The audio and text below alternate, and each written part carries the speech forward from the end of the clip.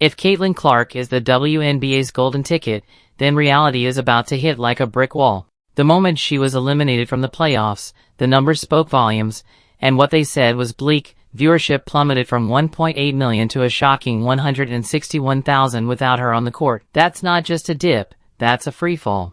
It's a wake-up call for Commissioner Kathy Engelbert and the league as a whole. Clark didn't just play for the Indiana Fever, she transformed them.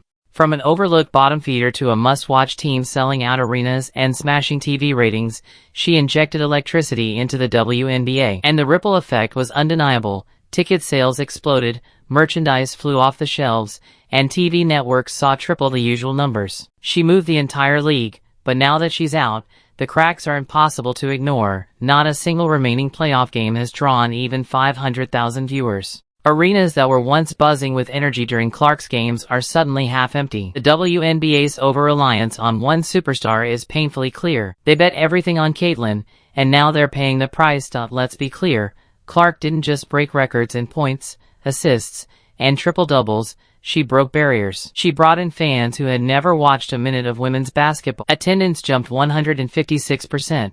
TV ratings nearly tripled. Merch sales? Off the charts. She was the momentum, and yet, where was the WNBA marketing machine? No national ad campaign, no big budget commercials. It's as if the league didn't know what to do with its biggest star in a generation. You finally get your LeBron, and you leave her off the billboard. Meanwhile, the NBA keeps the WNBA afloat with a $200 million annual subsidy, but the WNBA's revenue barely scratches the surface of the NBA's $3 billion haul. That gap isn't just financial, it's existential. So here's the reality check. The WNBA can't survive off Clark alone. One star won't sustain an entire league. It's time to build beyond her, create rivalries, develop narratives, push emerging talent, invest in bold, consistent marketing.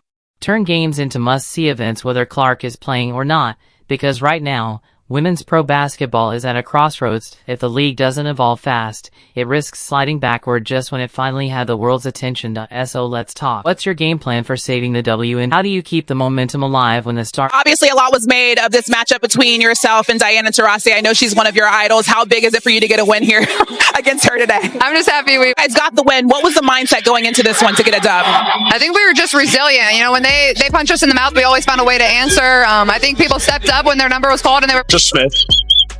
Cunningham switches out onto Clark.